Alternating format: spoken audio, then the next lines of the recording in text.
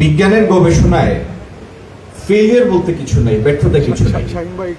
তোমরা যদি কোনো একটা নির্দিষ্ট মনে করো যে তোমরা কেউ একজন ঠিক করলো আমি একটা ড্রোন বানাবো বা আমি একটা হেলিকপ্টার বানাবো, যেটার কথা বলছিলেন আমাদের ভিসি মহোদয়, ড্রোনটা যদি শেষ পর্যন্ত উড়াতে নাও পারো অথবা সেটা কাঙ্ক্ষিত দূরত্ব অতিক্রম নাও করে, তার মানে এটা না যে তোমার প্রজেক্ট ব্যর্থ হয়ে গেল।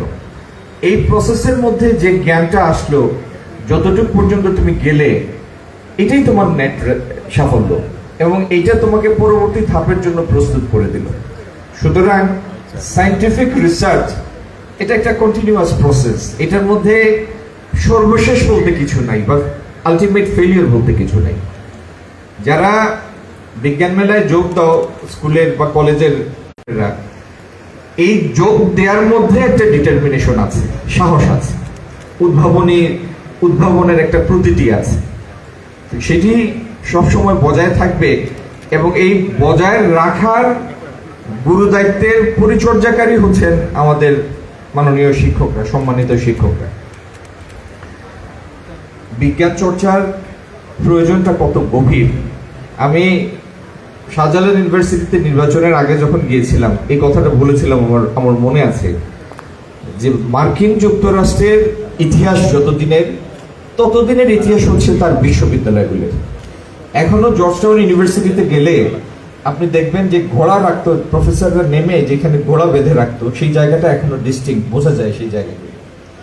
এবং এই দুইটা জিনিসের উপর মার্কিন যুক্তরাষ্ট্র গড়ে উঠেছে, একটা হচ্ছে তার বিশ্ববিদ্যালয়ের নলেজ সোর্স, আরেকটা তার ফাউন্ডিং ফাদারদের অফারিং দেমসেলভস, মানে দেশকে তাদের ব্যক্তি স্বার্থের উপরে রাখার যে একটা বিরাট বিরাট স্যাক্রিফাইস, এই দুইটা জিনিস মিলে আজকে মার্কিন যুক্তরাষ্ট্রকে এখানে নিয়ে এসেছে। যাই হোক, সেটা আমাদের মানে আজকের প্রসঙ্গ না। তো এই নলেজ সোর্স যেটা প্রতিষ্ঠা করেছে সেটাই এই দেশটাকে আজকের পর্যায়ে নিয়ে এসেছে। দেখেন রিসার্চ কত প্রয়োজনীয়। আমাদের ছোট্ট একটা অসুখ ডায়রিয়া হাজার হাজার লোকের মৃত্যুর কারণ হতো, লক্ষ লক্ষ শিশুরা পেটের পীড়ায় ভুগত। তারপরে বের হলো হোম গ্রোন একটা সলিউশন, এক চিমটি গুড় 2 মুঠ লবণ, এই দেশে আবিষ্কার হয়েছে হোম গ্রোন সলিউশন।